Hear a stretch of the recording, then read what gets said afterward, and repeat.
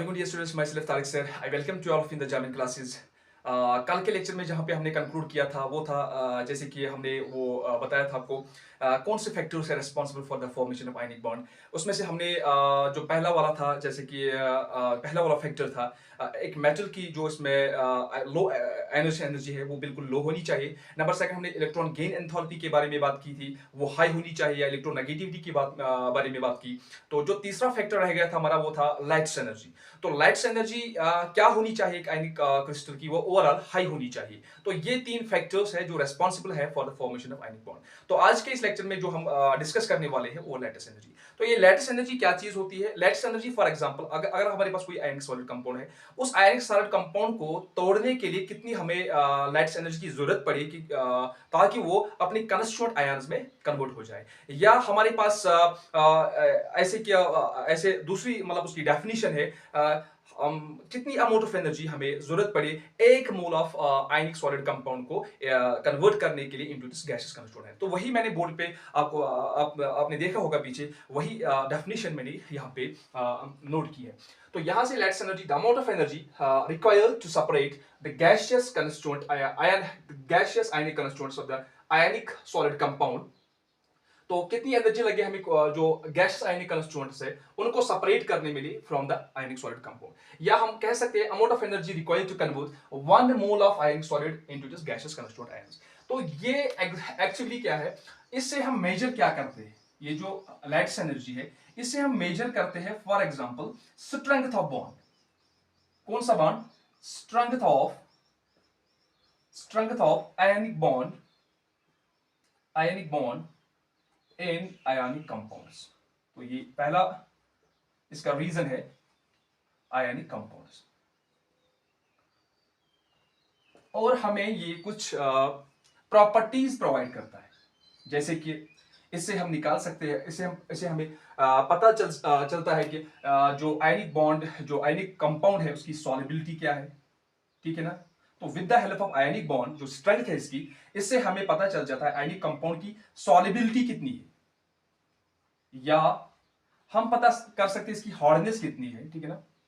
Solubility, hardness, actually ये या इसकी वोलाटिलिटी। तो वोलाटिलिटी भी हम इससे पता कर सकते हैं। जैसे कि इसमें और एक फैक्टर है, जैसे कि इसमें हम मेजर ऐसे नहीं कर सकते हैं, इसको हम डायरेक्टली मेजर नहीं कर सकते हैं, इसको हम एस्टिमेट कर सकते हैं with the help of born-Haber cycle, ठीक है ना, बॉर्न-हैबर साइकिल। और एक इसमें जो है इसको हम एक्सप्रेस करते हैं किसमें? किलो जूल्स पर मोल, किलो जूल्स पर मोल। तो इसमें तो ये थी थोड़ा लैट्स एनर्जी के बारे में कुछ जानकारी। तो हमने कहा लैट्स एनर्जी क्या होती है, the amount of energy required to separate the gases constituent ions into its of the ionic solid compound. या हमें और एक डेफिनेशन इसकी, amount of energy required to convert 1 mole of ionic solid compound into its gases constituent ions. तो इसे हम major कर सकते हैं स्ट्रेंथ ऑफ आयनिक बॉन्ड, ठीक है ना। किसमें? आयनिक कंपाउंड में ही होते हैं, इलेक्ट्रोवैलेंट कंपाउंड जो हमारे पास होते हैं उस जो उसमें बॉन्ड की जो स्ट्रेंथ है वो हम लैट्स एनर्जी से है मतलब पता कर सकते हैं। या इसकी जो ये कुछ हमें प्रॉपर्टीज प्रोवाइड करता है जैसे कि सॉल्युबिलिटी, हार्डनेस, वोलेटिलिटी, इससे हम ये भी पता कर सकते हैं। और इसको हम इनडायरेक्टली मेजर नहीं कर सकते, इसको हम एस्टिमेट कर सकते हैं with the help of bore-hyper cycle और एक्सप्रेस करते हैं किलो जूल्स पर मोल। तो ये था कुछ डेफिनेशन इसके मतलब लैट्स एनर्जी के बारे में। अब है फैक्टर्स, क्या क्या फैक्टर्स है जो responsible for the lattice energy. Factors affecting है, सॉरी रेस्पॉन्सिबल नहीं, factors affecting lightest energy,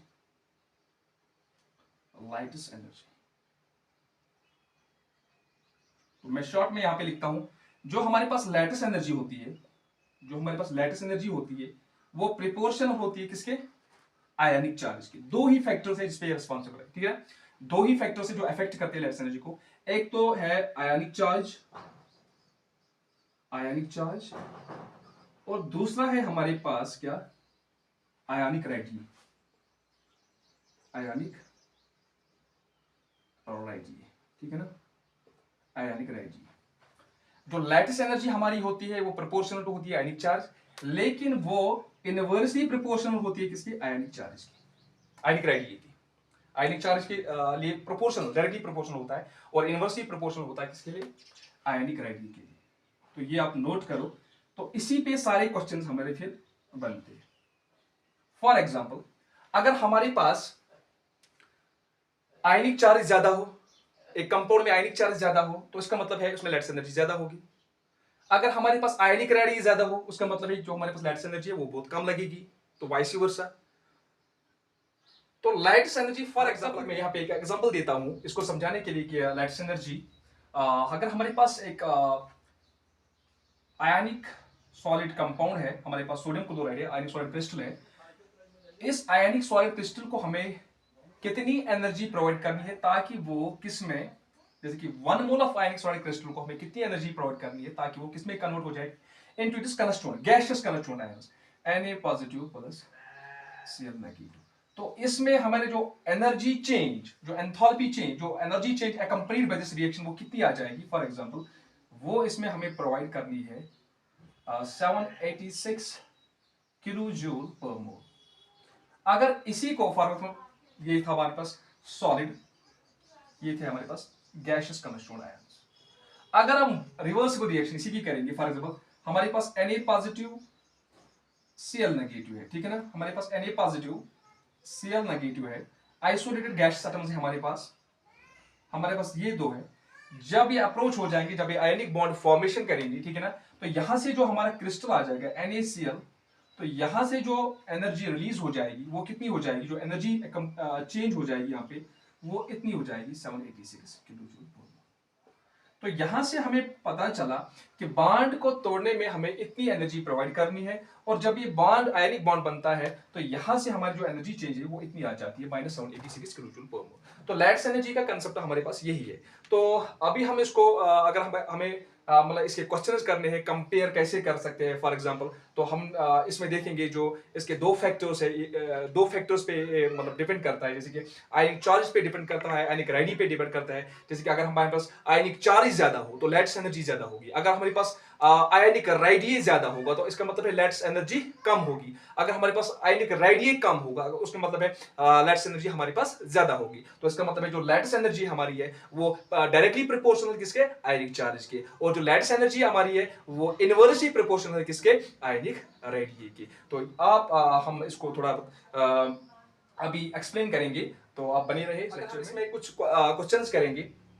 for example हमारे पास है, मेरे पास है लिथियम क्लोराइड है, ठीक है ना, मेरे पास है सोडियम क्लोराइड, मेरे पास है पोटेशियम क्लोराइड, मेरे पास है रुबिडियम क्लोराइड, सीजियम क्लोराइड है मेरे पास। तो अगर मुझे देखना होगा तो लैटिस एनर्जी किस में ज्यादा लगेगी, अगर मुझे इन बॉन्ड मतलब इस आयनिक कंपाउंड को इनटू इट्स कांस्टीट्यूएंट आयंस को कन्वर्ट करना है, तो यहां पे मुझे कितनी लैटिस एनर्जी किसमें, अगर हम देखेंगे किसमें मैक्सिमम लगेगी, किसमें मिनिमम लगेगी, किसमें ज्यादा लगेगी, किसमें लेस लगेगी। तो यहां से अगर हम ये मतलब जो फॉर्मूला मैंने यहां पे दिया है, lattice energy is directly proportional to ionic charge, inversely proportional to ionic radius. लेकिन यहां पे जो हम बात कर रहे हैं, हम टॉप टू बॉटम करें, फर्स्ट ग्रुप की बात करें, lithium, sodium, potassium, rubidium, caesium, और क्लोरीन हर किसी में कांस्टेंट है, ठीक है ना, यहां पे सबके साथ क्लोरीन लगा है। लेकिन अब हमें देखना है किसका, यहां पे हमें मेटल का देखना है, जो मेटल कैटायन है यहां पे उन्हीं का देखना है। अगर हम नीचे जाएंगे तो एटॉमिक रेडी क्या हो जाएगी, तो नंबर ऑफ शेल्स इंक्रीज होती है, तो एटॉमिक रेडी भी जो एटॉमिक रेडी है वो इंक्रीज होती है। लेकिन अगर हम इसके केस में देखेंगे, पॉजिटिव के केस में देखेंगे, कैटायंस के केस में देखेंगे, तो आयनिक रेडी हम बोलेंगे, वहां पे हम एटॉमिक रेडी नहीं बोलेंगे, आयनिक रेडी बोलेंगे। तो आयनिक रेडी किस में इंक्रीज होती है, तो आयनिक रेडी किसमें, इसमें इंक्रीज होती है, down the group ionic ready increase हो जाएगी। तो यहां से हमें पता चल जाता है, तो आयनिक रेडियस जो है वो इंक्रीज होती है, तो उसका मतलब है लैटिस एनर्जी जो हमारी है वो क्या करेगी, वो डिक्रीज करेगी, ठीक है ना। तो सबसे ज्यादा हमें लैटिस एनर्जी यहां पे लगेगी, ठीक है ना। तो ऑर्डर ये आ जाएगा, इसके साथ यहां पे मिनिमम आ जाएगा, सबसे ज्यादा लेस यहां पे आ जाएगा, ठीक है ना, और यहां पे क्या आ जाएगा, मोल या मैक्सिमम लैटिस एनर्जी। तो ऐसे ही अगर हमारे पास ये है अगर हमारे पास फॉर एग्जांपल, तो ये था साइज के केस में, ठीक है ना, ये जो हमने कंपेयर किया, ये किया हमने साइज के केस में। जैसे कि साइज बढ़ता जा रहा है, आयनिक रेडी बढ़ती जाएगी, तो इसका मतलब जब आयनिक रेडी बढ़ती जाएगी तो ये इसके इनवर्सली प्रोपोर्शनल है, इसका मतलब लैटिस एनर्जी सबसे कम इसको लगेगी, क्योंकि नीचे जाते हैं हम top to bottom, lithium sodium potassium rubidium caesium francium, तो आयनिक रेडी बढ़ती जाएगी, तो और इसमें क्या है, लैटिस एनर्जी बहुत कम लगेगी। तो ये इसका ऑर्डर है। फॉर एग्जाम्पल अगर हमारे पास ये है, अगर हमारे पास NaCl, Na positive Cl negative, दूसरा है हमारे पास MgCl2, ठीक है ना, MgCl2, तीसरा हमारे पास AlCl3, ये +2 -2 +3 -3। तो यहां से हमने देखा, यहां पे अगर हम देखेंगे अलोंग ए पीरियड जाएंगे, तो यहां से क्या है, चार्ज बढ़ता है, ठीक है ना, चार्ज बढ़ गया है, तो इसमें +1 था, +2 है, +3 है, तो इसका मतलब है आयनिक चार्ज यहां से इंक्रीज होता जा रहा है। तो जब आयनिक चार्ज इंक्रीज होता जा रहा है तो लैटिस एनर्जी भी इंक्रीज हो जाएगी, तो इसका मतलब है सबसे ज्यादा लैटिस एनर्जी किसकी होगी, सबसे ज्यादा इसकी होगी, ठीक है ना, फिर इसकी होगी, फिर उसके, तो ऑर्डर ऐसे आ जाएगा, तो ऑर्डर ऐसे हो जाएगा। हाँ, यहां पे भी आप बोल सकते थे, यहां पे भी साइज इंक्रीज होता जा रहा है, यहां पे साइज इंक्रीज नहीं होता जा रहा है, यहां पे क्या हो रहा है, साइज तो जो इसका जो साइज है, जो कैटायन का साइज वो कम होता जा रहा है, क्योंकि इसमें चार्ज बढ़ता जा रहा है। जब साइज और चार्ज की बात हम करेंगे तो उसमें चार्ज डोमिनेटिंग फैक्टर होता है, तो यहां से जब चार्ज बढ़ता जाएगा तो इसमें ज्यादा अट्रैक्शन होगी, ठीक है ना, तो इसमें जो बांड होगा, जो बांड की स्ट्रेंथ होगी वो ज्यादा होगी, ठीक है ना, ज्यादा मजबूत, ज्यादा स्ट्रांग बांड होगा, तो इसके तोड़ने में हमें ज्यादा लैटिस एनर्जी प्रोवाइड करनी है। जैसे कि हमारे पास और एक है, जैसे कि हम डिफरेंशिएट कैसे करेंगे, हमारे पास बहुत सारे ऐसे क्वेश्चंस आते हैं, जैसे कि इसको मैं थोड़ा रब करता हूं, आप इसको स्क्रीनशॉट लीजिए।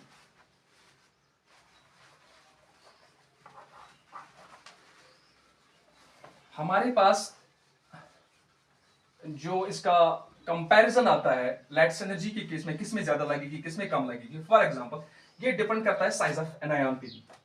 फॉर एग्जांपल अगर हमारे पास एनायन साइज है, size of anions, size of anions in ionic solid compound, in ionic solid compound, for example हमारे पास दो तरह के एनायंस होते हैं, एक तो स्मॉल होते हैं, ठीक है, स्मॉल एनायंस, और हमारे पास होते हैं लार्ज या बिगर एनायंस।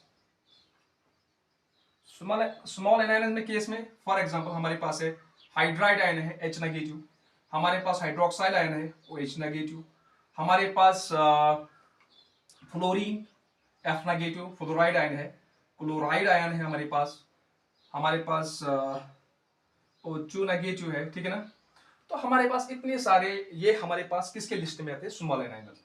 लेकिन अगर हम लार्ज एनायंस की बात करेंगे, फॉर एग्जांपल हमारे पास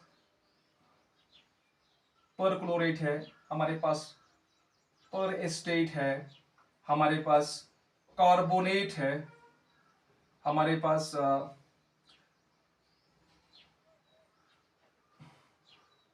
पास ऑक्सलेट है, हमारे पास नाइट्रेट है, तो ऐसे ही हमारे पास जितने भी लार्ज एनायंस है, और मतलब हम डिफरेंशिएट ऐसे कर सकते हैं कि ये स्मॉल एनायंस हमारे पास, ये लार्ज एनायंस, या हमारे पास लार्ज एनायंस में हमारे पास जो हमारे पास ब्रोमाइड आयन है, या हमारे पास आयोडाइड आयन, ये भी हमारे पास लार्ज एनायंस में आते हैं, जैसे कि हमारे पास फ्लोरीन, क्लोरीन, ब्रोमीन, आयोडीन, ठीक है ना, ये fluoride ion, chloride ion, bromide ion, iodide ion, तो ये जो दो है ये स्मॉल में कंसीडर किए जाते हैं, और ये जो ये दो है ये किसमें, लार्ज एनायन में कंसीडर किए जाते हैं।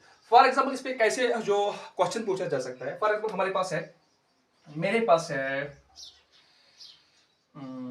या हमारे पास सल्फेट भी है इसमें, SO4 नेगेटिव, अगर मेरे पास ये है beryllium, magnesium, calcium, strontium, barium, SO4 SO4 SO4 SO4 SO4, तो अगर मैं इसमें पूछूं कि इसमें लैटिस एनर्जी किसमें कम लगेगी, किसमें ज्यादा लगेगी। यहां पे आपको एक बात याद रखनी है कि अगर जो आयनिक कंपाउंड हो उसमें कैटायन भी शुमाल है, एनायन भी शुमाल है। अगर कैटायन भी शुमाल हो, जैसे कि हमारे पास ये दो ऑप्शन है, मैं यहां पे लिखता हूं कैटायन और एनायन, ठीक है ना। अगर ये भी शुमाल है, ये भी शुमाल है, या दूसरी कंडीशन हमारे पास हो सकती है ये भी लार्ज है, ये भी लार्ज है, ठीक है ना। इन दो केस में क्या हो जाएगी, हमारे इन दो केसों में जो अमाउंट ऑफ एनर्जी है वो हमें ज्यादा लग जाएगी, ये जो लैटिस एनर्जी है वो ज्यादा लग जाएगी इनको बांध तोड़ने में। तो यहां पे हाई लगेगी हमें लैटिस एनर्जी, ठीक है ना। अगर हमारे पास तीसरी कंडीशन ये है, ये फर्स्ट कंडीशन, ये सेकंड कंडीशन, थर्ड कंडीशन है हमारे पास अगर स्मॉल कैटायन होगा और एनायन हमारे पास लार्ज होगा, या हमारे पास लार्ज कैटायन होगा और हमारे पास स्मॉल एनायन होगा। देखो ये दो कंडीशन, थर्ड फोर्थ, और ये दो कंडीशन। अगर हमारे पास ये कंडीशन है स्मॉल स्मॉल, यानी कि स्मॉल कैटायन स्मॉल एनायन, या लार्ज कैटायन या लार्ज एनायन, तो हमारे को जो ये अमाउंट ऑफ एनर्जी जरूरत लगेगी इनको बॉन्ड को डिसोसिएट करने में या ब्रेक करने में, तो जो आयनिक बॉन्ड इन कंपाउंड के दरमियान है वो हाई लगेगी। इसका मतलब है हाई लैटिस एनर्जी वहां पे लगेगी, ठीक है ना। तो यहां से अगर हम इनकी बात करेंगे, अब कैटायन स्मॉल है, एनायन लार्ज है, या कैटायन लार्ज है, एनायन स्मॉल है, तो इसमें लो लैटिस एनर्जी हमें प्रोवाइड करनी पड़ेगी। तो ये हो गया second option, large small, small large, small small large. अब इसी के बेस पे आप क्वेश्चंस पूछे जाते हैं। फॉर एग्जांपल क्वेश्चंस कैसे पूछे जाते हैं, जैसे कि हमारे पास बैरियम सल्फेट है, मैग्नीशियम सल्फेट है, कैल्शियम सल्फेट है, स्ट्रोंशियम सल्फेट है, बैरियम सल्फेट है। आप बताओ हमें जो series of compounds, ionic compounds है, इसमें किसमें ज्यादा लैटिस एनर्जी लगेगी और किसमें कम लगेगी। अगर हम इसमें देखेंगे बेरिलियम स्मॉल कैटायन, मैं इसमें एस लिखूंगा स्मॉल कैटायन, SO4 ये लार्ज एनायन। अगर हम डायरेक्ट में इसी पे जाएंगे, इनको हम थोड़ा स्किप करेंगे क्योंकि हमें खुद ही ऑर्डर आ जाएगा। फिर बैरियम का देखेंगे लार्ज कैटायन, लार्ज कैटायन और लार्ज एनायन। देखो मैंने क्या कहा, जब लार्ज कैटायन हो, जब लार्ज कैटायन हो और लार्ज एनायन हो तो लैटिस एनर्जी हाई हो जाएगी, तो इसमें हाई लगेगी, तो मैं यहां पे हाई लिखूंगा।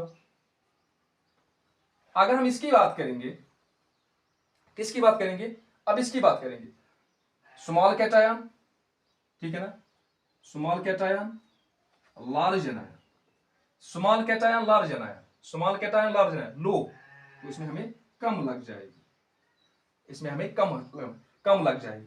तो इसका जो ऑर्डर आ जाएगा वो कैसे आ जाएगा, वो ऐसे आ जाएगा। तो बैरियम सल्फेट का मतलब इसमें क्या है, बैरियम सल्फेट में ज्यादा हमें एनर्जी प्रोवाइड करनी है, इसको इनटू दिस कंस्टिट्यूएंट आयंस में मतलब कन्वर्ट करनी है। तो ऐसे ही क्वेश्चंस पूछे जाते हैं, ठीक है ना। फॉर एग्जांपल हमारे पास ऐसे है, या हमारे पास लिथियम क्लोराइड है, तो साइज एंड चार्ज के केस में मैंने आपको बता दिया, ठीक है ना। वहां पे अगर चार्ज मतलब ये तो इस पे था, मतलब स्मॉल एनायन लार्ज एनायन, तो ये जो एनायन पे डिपेंड करता है, ठीक है ना, कौन सा स्मॉल है कौन सा लार्ज है, तो अकॉर्डिंगली हमें इस फॉर्मूला से हमें इसको एनर्जी प्रोवाइड करनी पड़ेगी। लेकिन अगर हमें देखना होगा चार्ज के केस में, हमें ये तो लेक्चर फिर लंबा हो जाता है, तो आप इसको खुद ही देख लीजिए। अगर हम चार्ज के केस में देखेंगे तो चार्ज के केस में क्या होता है, वहां पे साइज और अगर साइज और चार्ज दोनों हमें डिटरमाइन करने हैं, दोनों दिए हैं क्वेश्चन में, तो वहां पे हमें जो डोमिनेटिंग फैक्टर होता है वो चार्ज होता है, तो हमें चार्ज से निकालना है। इसकी जो ऑर्डर जो होता है वो हमें किससे निकालना है, चार्ज से निकालना है। तो ऐसे ही हमारे पास बहुत सारे क्वेश्चंस आते हैं। फॉर एग्जांपल अगर हम देखेंगे, दूसरा हम कर सकते हैं, मेरे पास है Li2C2O4, या मेरे पास होगा Na2C2O4 है हमारे पास, या हमारे पास है K2C2O4। अब मुझे बता दो किस में ज्यादा लगेगी, क्या लैटिस एनर्जी किस में ज्यादा हमें जरूरत लगेगी इसमें बॉन्ड को डिसोसिएट करने में।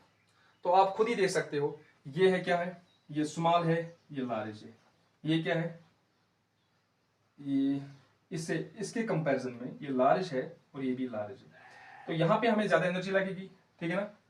लार्ज नहीं, लार्ज लार्ज लार्ज के केस में हमें ज्यादा एनर्जी प्रोवाइड करनी पड़ेगी। स्मॉल लार्ज के केस में क्या, स्मॉल लार्ज है, स्मॉल लार्ज यहाँ पे small large, low energy create देनी पड़ेगी, लैट्स एनर्जी प्रोवाइड करनी पड़ेगी। तो इसमें हमें लो लैट्स एनर्जी, ठीक है ना, और इसमें हाई एनर्जी, इसमें हाई एनर्जी, तो इसका ऑर्डर जो आ जाएगा वो ऐसे आ जाएगा।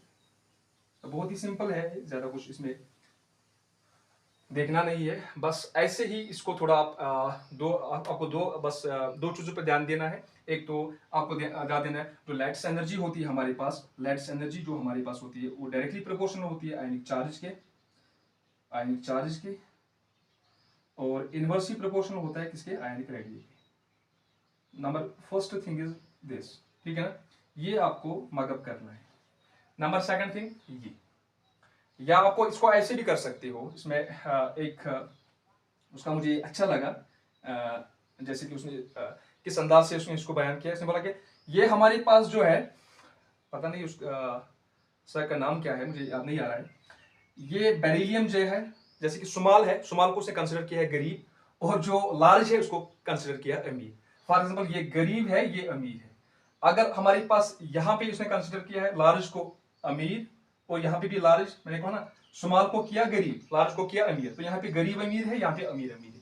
तो यहां से हम क्या कंसिडर कर सकते हैं, जो गरीब अमीर के दरमियान बांड तोड़ना है वो बहुत ही आसान है, क्योंकि कुछ बता दो, कुछ अफरा तफरी उसमें कुछ बातें बता दो, वो बस बांड टूटेगा, ठीक है ना। उनके दरमियान जो केमिस्ट्री बनती है वो टूटेगी। लेकिन जो अमीर और अमीर के बांड में के दरमियान जो केमिस्ट्री है, जो बांड है, वो तोड़ना बहुत ही मुश्किल है, ठीक है ना। तो गरीब और अमीर के बीच में तोड़ना मुश्किल है। तो यहां से ही वही ऑर्डर अगर हम फॉलो करेंगे, अपने एग्जाम्पल के तौर से भी यहाँ पे इसको समझेंगे कि हम इमेजिन करेंगे ये गरीब और अमीर है, इसके दरमियान बांड तोड़ना बहुत ही आसान है, इसमें लैट्स एनर्जी हमें बहुत ही कम लगेगी, लेकिन अमीर और अमीर के केस में बहुत ही लगेगी। तो ये भी एक फंडा है, ये भी आप अपना सकते हो उसमें।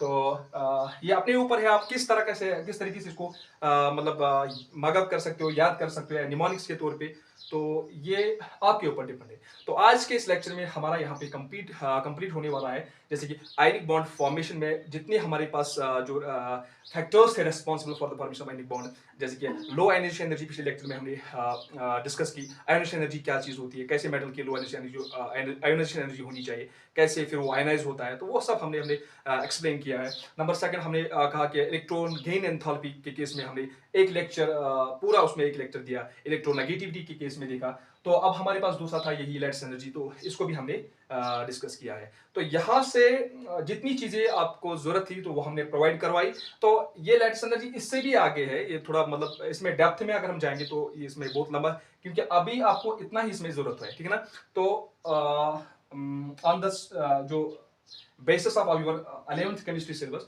तो हमने आपको उतना यहाँ से प्रोवाइड करवाया है। तो आज के लेक्चर में हम यहाँ पे ही कंक्लूड करते हैं। Thanks for